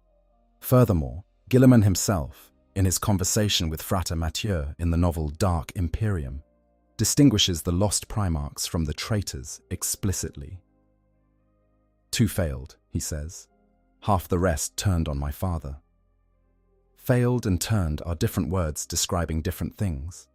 The lost Primarchs failed. The heresy traitors turned. This is not the language of a man who considers his lost brothers to be in the same category as Horus and his followers. The second major theory is the gene seed catastrophe theory. This is the idea that one or both of the lost Primarchs suffered from some kind of genetic disaster, a mutation or degradation in their gene seed that made their legion unstable, dangerous, or monstrous. Or this theory draws its primary support from Sanguinius's fear, expressed in fear to tread, that the discovery of the Blood Angel's red thirst could lead to the erasure of his own legion in the same manner as the 2nd and 11th. If Sanguinius saw a connection between his gene flaw and the fate of the lost legions, then it stands to reason that genetic catastrophe was at least a factor in what happened. This theory is compelling because it explains several otherwise puzzling aspects of the mystery. It explains why the erasure was total rather than punitive, because a genetic flaw cannot be punished or corrected, only contained or destroyed. It explains why the surviving Primarchs feel grief rather than anger, because you pity someone who is destroyed by a condition they did not choose, not someone who deliberately chose betrayal. It explains why the Emperor felt the need to act so drastically, because a rampant gene seed mutation could have threatened the entire Space Marine program if it were allowed to spread or become public knowledge. And it explains why the Space Marines of the Lost Legions were spared while their Primarchs were not, because the gene flaw, if it originated with the Primarch rather than the base gene seed, might not have affected the legionaries directly. The main objection to this theory is that the Emperor tolerated other gene flaws without resorting to erasure. The Blood Angel's red thirst, the Space Wolves' Wolfen curse, the Emperor's children's original gene seed instability, all of these were managed rather than eliminated. Whatever went wrong with the Lost Legions would have had to be orders of magnitude worse than anything these legions experienced. Perhaps it was a mutation so extreme that it physically transformed the affected Marines into something no longer recognizable as human.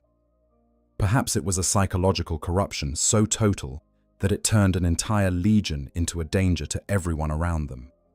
Perhaps it was something that could not be contained by any known means and threatened to spread to other legions through shared combat operations.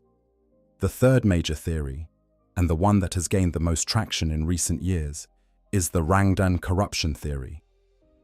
This theory holds that one or both of the lost Primarchs were compromised during the Rangdan Xenocides, either infected by the Rangdan's mind control technology or corrupted by some aspect of their Xenos biology that the Imperium could not counter.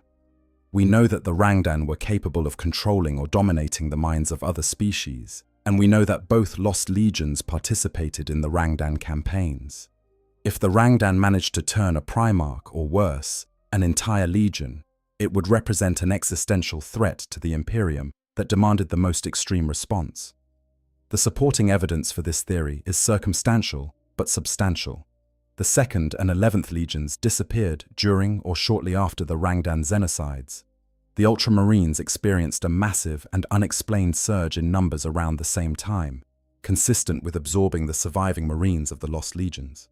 Malcador's reference to a xenoic virus, having affected Primarchs before, supports the idea that alien contamination was involved. And the Space Wolves earned their reputation as the Emperor's executioners during the Rangdan Wars, a title that implies they were called upon to execute rather than merely fight. One particularly dark version of this theory suggests that the 2nd Primarch was corrupted by the Rangdan, but that his legion was not, which would explain why the legion's Marines were spared while the Primarch was destroyed. The Primarch's contamination might have been unique to his individual biology, perhaps triggered by a psychic attack that exploited some vulnerability in his contemplative, introspective nature. A mind that was accustomed to looking inward might have been more susceptible to an alien influence that operated through mental domination. If the 2nd Primarch was taken over by the Rangdan and used against his brothers, it would indeed be a tragic fate, one that inspired sorrow rather than anger, because the Primarch himself was a victim rather than a perpetrator. For the 11th Primarch, the Rangdan corruption theory offers a different but related explanation. Perhaps the 11th gene seed reacted to the Rangdan's biological weaponry in a way that caused rapid and catastrophic mutation within his legion. If the Rangdan could alter the biology of their enemies as well as control their minds, then a Space Marine legion fighting them in close quarters for extended periods might have been subjected to genetic contamination that the apothecaries could not reverse. The shameful future that the Gal Vorbak foresaw for the 11th might have been a future in which his legion devolved into something monstrous, something that had to be put down like a rabid animal rather than allowed to continue serving. The 4th theory, sometimes called the philosophical rebellion theory, is perhaps the most creative. This theory suggests that one or both of the lost Primarchs did not rebel against the Emperor in a military sense, but rather challenged the fundamental philosophy of the Great Crusade itself. Perhaps one of them questioned the morality of forcibly conquering human civilizations that did not want to join the Imperium. Or perhaps one refused to fight, adopting a pacifist stance that the Emperor found intolerable in a general whose entire purpose was to wage war.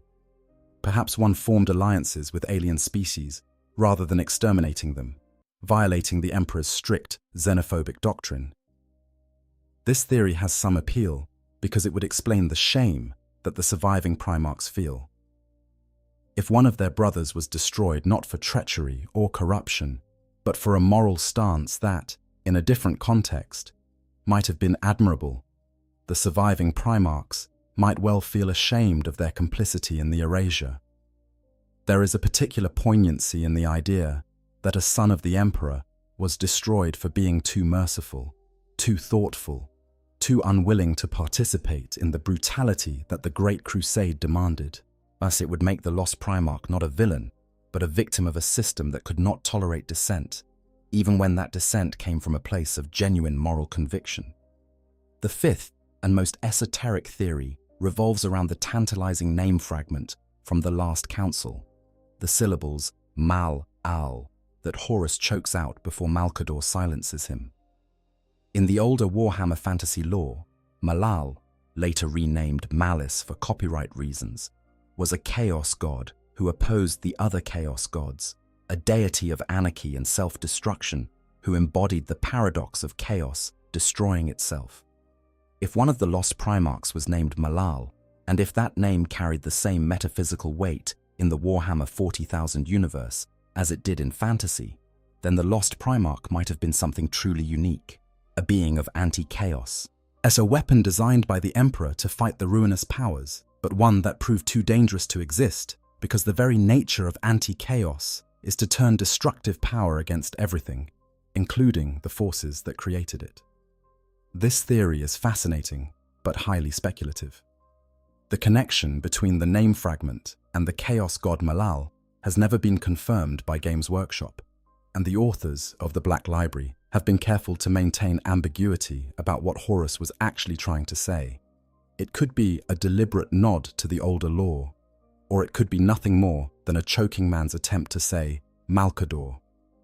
The beauty of the mystery is that both interpretations are equally valid, and the truth, whatever it is, remains firmly locked behind the doors of the Investory. There are other theories, of course.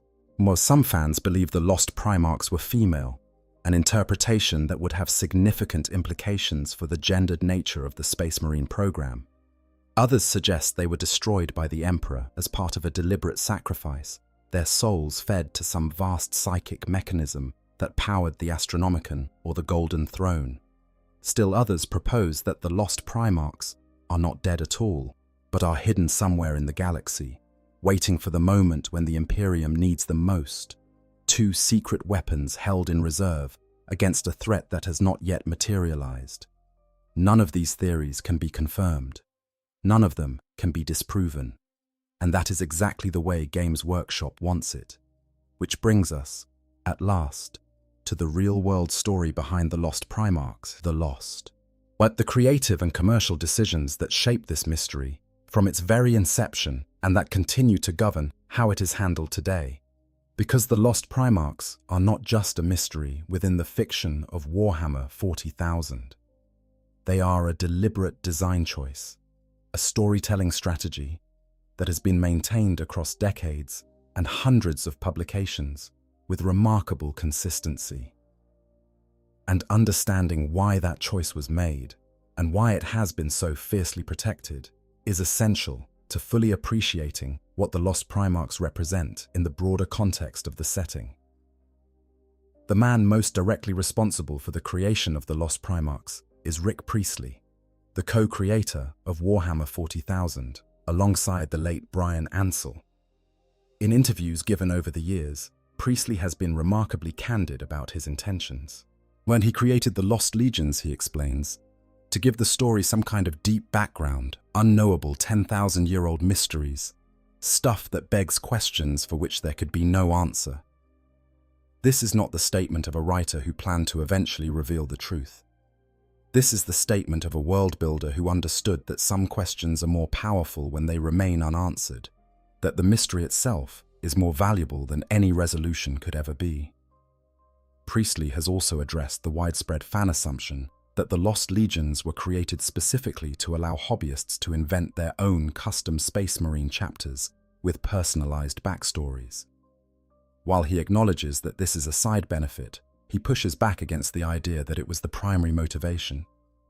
I created 1,000 chapters, he points out, of which we only gave details of a dozen or so there were 900-odd chapters left blank for people to fill in. In other words, if the goal had simply been to give players creative freedom, the existing 1,000 chapters already provided more than enough room. The Lost Legions served a different and more fundamental narrative purpose. They added depth and mystery to the setting, creating the sense that the Imperium's history was vast enough and old enough to contain secrets that even its most powerful inhabitants could not fully comprehend. The inspiration for the Lost Legions, Priestley has acknowledged, came from real-world Roman history, specifically the Battle of the Teutoburg Forest in 9 AD, where 3 Roman legions under the command of Publius Quinctilius Varus were ambushed and annihilated by Germanic tribes led by Arminius. The defeat was so devastating and so humiliating that the Emperor Augustus reportedly spent months wandering his palace crying, "Quintilius Varus, give me back my legions." In the aftermath of the disaster, the numbers of the 3 destroyed legions, the 17th, 18th, and 19th, were permanently retired and never assigned to new units. This deliberate gap in the Roman legion numbering system served as both a memorial and a reminder of the catastrophe, a way of saying, these legions existed, and their loss matters, even if we do not speak of it openly. The parallels with the Warhammer 40,000 setting are obvious and intentional. The Space Marine legions are explicitly modeled on the Roman legions, from their organizational structure to their culture of martial honor and their relationship with their emperor. The idea of retiring legion numbers as a mark of some catastrophic loss fits perfectly into this framework.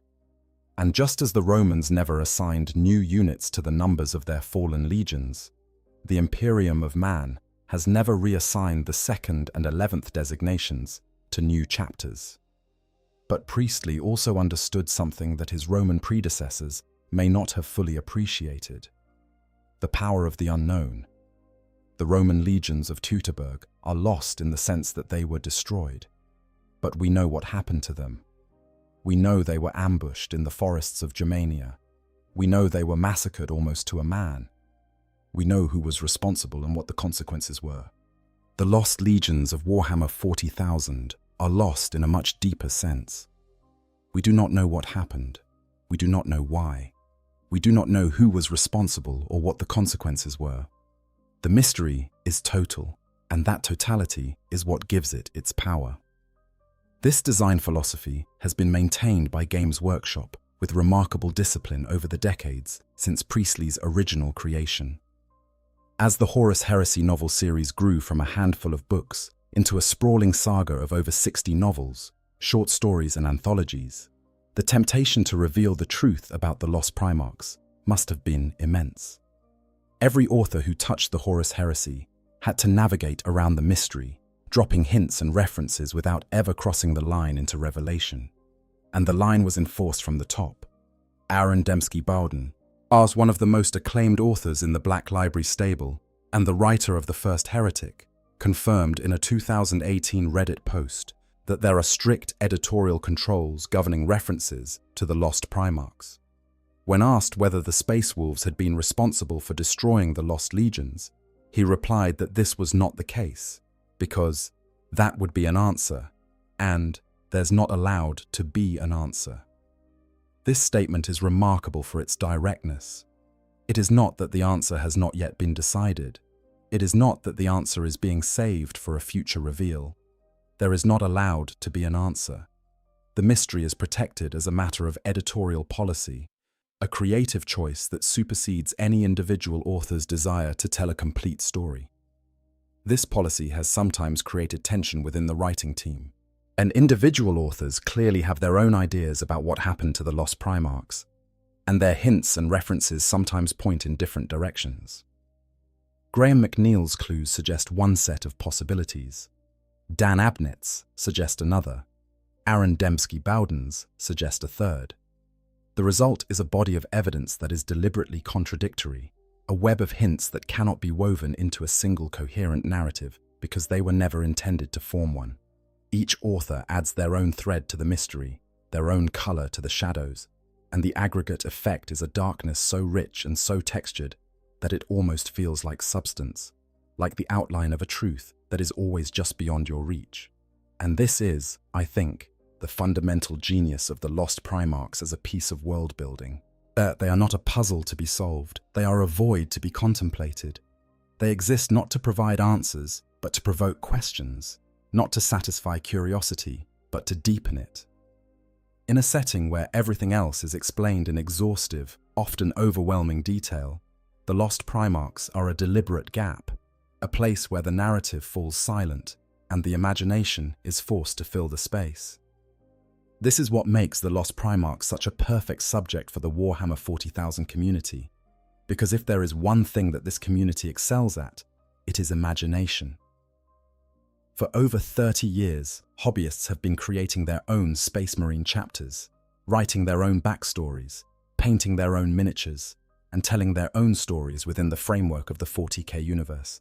The Lost Primarchs provide the ultimate canvas for this creativity, a blank space in the mythology that anyone can fill with whatever vision most appeals to them.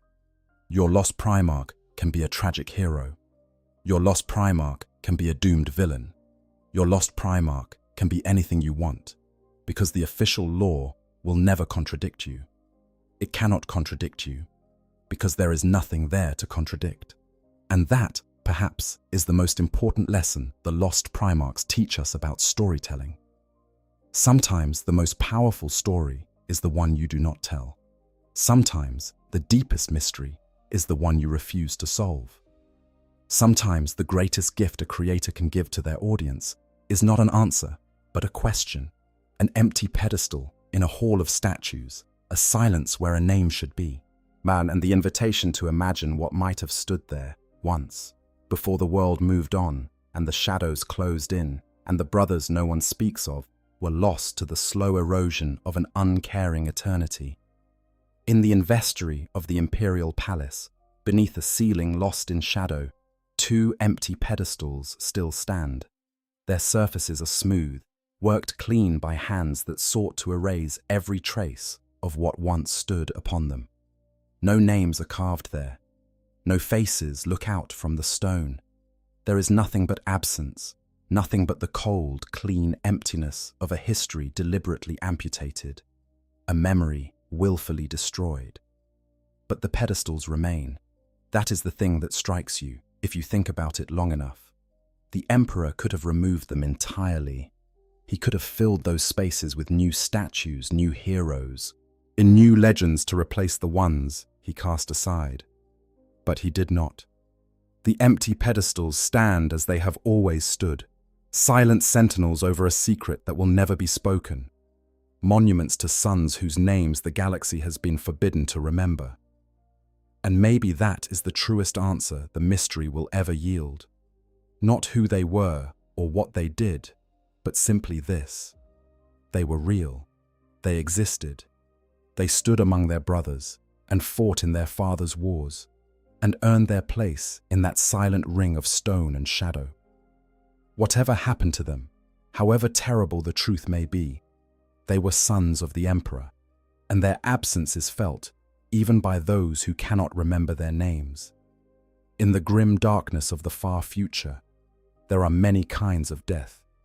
You can die in battle, torn apart by alien claws, or consumed by the fires of the warp. Yet you can die of old age, withering away on some forgotten world while the wars of gods and monsters rage across the stars. You can die of despair, your faith broken by the relentless cruelty of a universe that offers no comfort and no hope. But the cruelest death of all, the one that even a Primarch cannot escape, is the death of memory. To be forgotten is to die a second time, a death from which there is no resurrection, no monument, no hymn of remembrance to carry your name forward into the ages. The lost Primarchs have suffered this second death. Their names are gone. Their deeds are dust. Their faces have been ground from the stone that once bore them. 10,000 years of silence have buried them deeper than any grave, wrapped them in a darkness thicker than any shroud. They are the forgotten and the purged. The brothers, no one speaks of. The sons, the Emperor, disowned. And yet we speak of them still. Here, now, in this moment, we are keeping their memory alive, however fragmentary, however speculative, however far from the truth our guesses may fall. We are doing what the Imperium tried to prevent. We are remembering. We are asking questions that were designed to have no answers. We are staring into the empty space on those pedestals and refusing to accept that there is nothing to see. That, I think, is the real legacy of the lost Primarchs. Not whatever they did or became, not whatever terrible secret lies behind the doors of the investory, but the simple, stubborn human impulse to remember what was lost and to search for what was hidden. The Emperor could erase their names. Malcador could suppress the memories. The Inquisition could seal the records and silence the witnesses. But they could not kill the curiosity, the nagging feeling that something is missing, the instinct to look at 2 empty pedestals and ask, what stood here once? Who were they?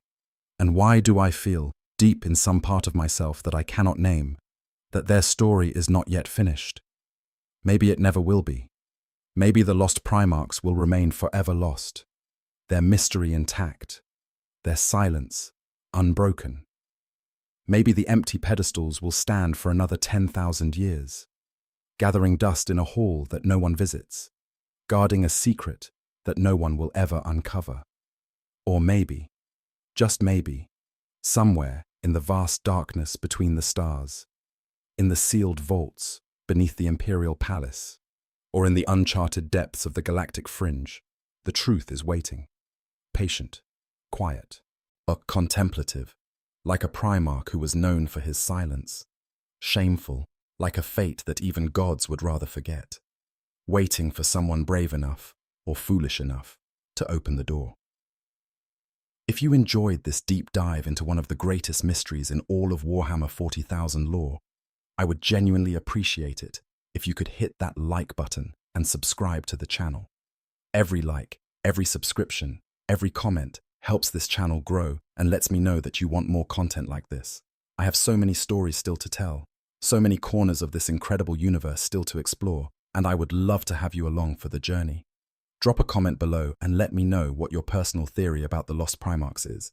Do you think they were corrupted by the Rangdan? Destroyed by a gene seed catastrophe? Imprisoned beneath the Imperial Palace? Or something else entirely that no one has considered yet? I want to hear your thoughts. Until next time, stay safe, stay curious, and remember, in the grim darkness of the far future, the greatest mysteries are the ones that were never meant to be solved.